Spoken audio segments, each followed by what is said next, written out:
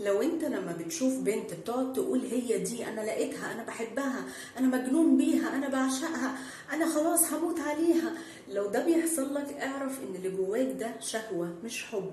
لان الحب يا جماعة بيجي بالتدريج، بيبدأ صغير وبعدين بيكبر مع الوقت والمعرفة والعشرة.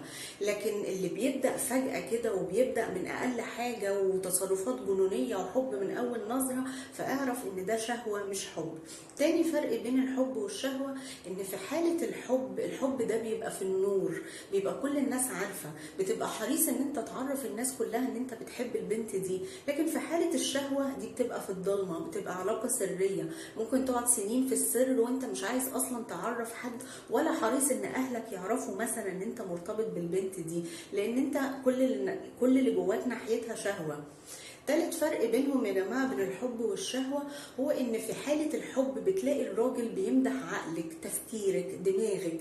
لكن في حالة الشهوة هو بيمدح جسمك، هو كل تركيزه على جسمك. لما يتكلم معاكي يبص لشفايفك وشعرك وعينك وجسمك، يقولك البسي مايو، البسي ضيق، اقلعي الحجاب، انت مش فارقة معاه اصلا، لان اللي جواه ناحيتك شهوة مش حب.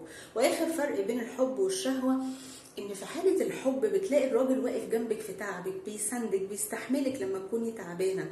لكن في حالة الشهوة طبعا لانك مش فارقة معاه، فطبعا مش هيقف جنبك. هو اصلا كل اللي بيبقى عايزه منك ان تلبسي، تتشيكي، تدلعي، مش وقت خالص تعب، وبالتالي مش بيقف جنبك في تعبك. فده كان الفرق بين الحب والشهوة، فخلي بالكم.